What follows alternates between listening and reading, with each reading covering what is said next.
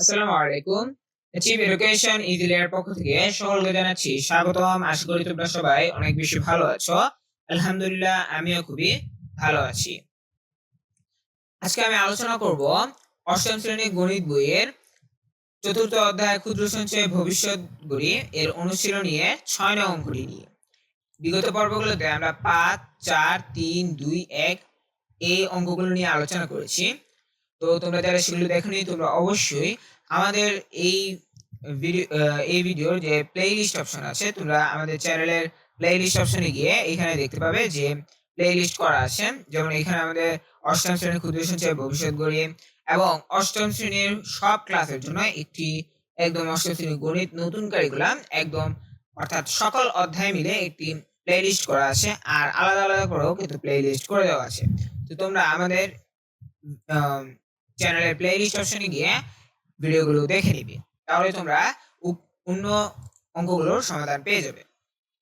তো ভিডিও শুরু করার আগে বলবো তোমরা অবশ্যই আমাদের এইচএফ এডুকেশন ইজিলি ইউটিউব চ্যানেলটি সাবস্ক্রাইব করবে, ফেসবুক পেজটি ফলো করবে এবং এইচএফ এডুকেশন ইজিলি গ্রুপে জয়েন হয়ে যাবে।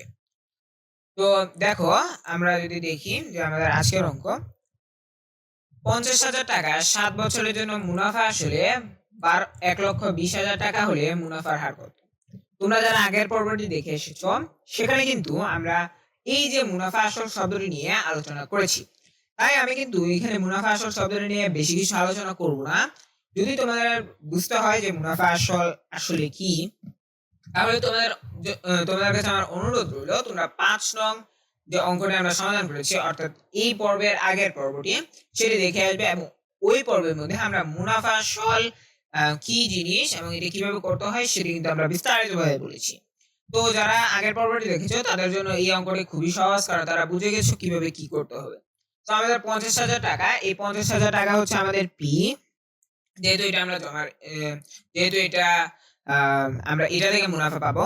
৭ বছর এটা হচ্ছে আমাদের এন, মুনাফা আসলে ১,২০,০০০ টাকা। এখানে কিন্তু মুনাফা দেওয়া নেই, আমাদের মুনাফা হার বের করতে হবে অর্থাৎ আর, এই আর আমাদের বের করতে হবে, কিন্তু আমাদের পিএন দেওয়া আছে।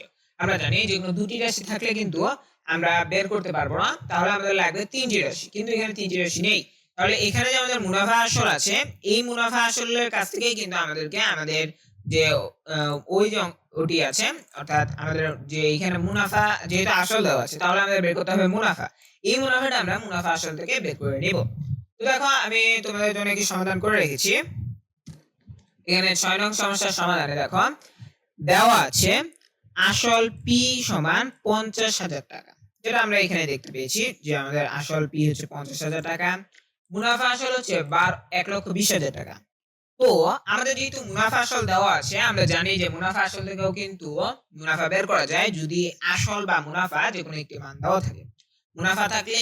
মুনাফা যদি দেওয়া থাকে তাহলে আমরা মুনাফা আসল থেকে আসল বের করতে পারি, যদি আসল দেওয়া থাকে তাহলে মুনাফা আসল থেকে আমরা মুনাফা বের করতে পারি। তাহলে আমরা জানি যে মুনাফা আসল হচ্ছে মুনাফা এবং আসলের যোগফল, এবং আমাদের আসল দিয়ে দেওয়া আছে, অর্থাৎ আমরা যদি মুনাফা আসল থেকে আসলকে বিয়োগ দিই তখন কিন্তু আমরা মুনাফা পাবো। সুতরাং আমরা যেটা করলাম, সুতরাং মুনাফা আই ইকুয়ালস টু ১,২০,০০০ থেকে ৫০,০০০ টাকা যদি আমরা বিয়োগ দেই তাহলে আমরা পাই হচ্ছে ৭০,০০০ টাকা। সো এটাই হচ্ছে আমাদের মুনাফা। তো এরপরে দেখো আমরা সময়কাল লিখেছি n ইকুয়ালস টু ৭ বছর, অর্থাৎ এখানে আমাদের n, এই n মানে হচ্ছে ৭ বছর, আমরা এটা দেখেছি। তো আমাদের বের করতে হবে কি, আমাদের বের করতে হবে আর, ঠিক আছে, এই আর বের করতে হবে, এই আর মশাইকে বের করতে হবে। তো দেখো আমরা এখানে লিখেছি যে আমরা জানি সরল মুনাফা i equals to P R N, এটা কিন্তু আমরা জানি, এটা হচ্ছে সরল মুনাফার সূত্র, বা P R N equals to I. আমরা পি আর এন কে এইখানে নিয়ে আসলাম আর আই কে এই পাশে নিয়ে আসলাম, তাহলে আমরা কিন্তু P R N equals to I পাই। এই ক্ষেত্রে কিন্তু চিহ্নের কোনো পরিবর্তন হয়নি, কারণ হচ্ছে আমরা জানি যে পক্ষান্তর করলে অর্থাৎ পুরো একটি রাশিকে যখন অপর পক্ষে নিয়ে যাওয়া হয় তখন কিন্তু চিহ্নের পরিবর্তন হয় না, এবং অর্থাৎ পক্ষান্তর অর্থাৎ এটা এখানে নিলে এটা এখানে নিলে কিন্তু কোনো প্রকারের পরিবর্তন হয় না। এরপরে দেখো বা R equals to I by P N, অর্থাৎ এখানে আমরা আর কে রেখে দিলাম যেহেতু আমরা আর বের করব, পি এন যেহেতু আর এর সাথে গুণাকারে রয়েছে, এটি অপর পক্ষে যাওয়ার কারণে সেটি ভাগাকারে আই এর সাথে ভাগাকারে চলে যায়। এরপর আমরা আয়ের মান আমরা কি জানি, এখানে কিন্তু পার্সেন্টেজ চিহ্নটা আলাদাভাবে দেওয়া লাগবে, যেহেতু আমরা এখানে পার্সেন্টেজ করে ফেলবো। এখানে আয় কত, আয় মানে হচ্ছে এই দেখো আমাদের আয় হচ্ছে আমাদের হচ্ছে আয় হচ্ছে 70,000 টাকা, এরপরে পি হচ্ছে আমাদের 50,000 টাকা, আর সময়কাল হচ্ছে 7। এখন এখানে আমরা 100 কেন গুণ করলাম? তোমরা যারা আমাদের এই পর্বটি দেখে এসেছ, যেখানে আমরা 3 নংটি নিয়ে আলোচনা করেছি, তোমরা কিন্তু বুঝে গেছো কেন আমরা 100 দিয়ে গুণ করলাম। কারণ হচ্ছে আমরা জানি যখন মুনাফার হার বের করতে যাই তখন কিন্তু আমরা শতকরাতে হিসাব করি। এই শতকরাতে হিসাবটি বের করার জন্য আমাদের 100 দিয়ে গুণ করার প্রয়োজন হয়। এই কারণে কিন্তু আমরা এখানে 100 দিয়ে গুণ করেছি। তো আমরা পার্সেন্টেজ বের করার জন্য অর্থাৎ শতকরা বের করার জন্য আমরা 100 দিয়ে গুণ করলাম। তো এখন যদি আমরা একটু ক্যালকুলেটর দিয়ে হিসাব করে নেই, এটিকে যদি আমরা উপরে, যেহেতু এটির নিচে 1 রয়েছে, সো এটি গুণ, এটি গুণ।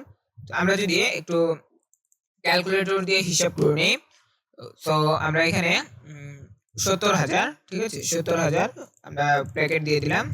প্রথমে উপরেরটা করতে হবে, এরপরে নিচেরটা।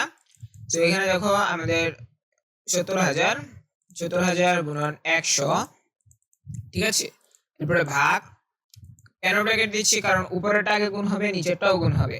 যদি আমরা ব্র্যাকেট না দিই তাহলে কিন্তু ওই যে ভাগ আছে, ভাগ দুইটা একসাথে হয়ে যাবে, ঠিক আছে।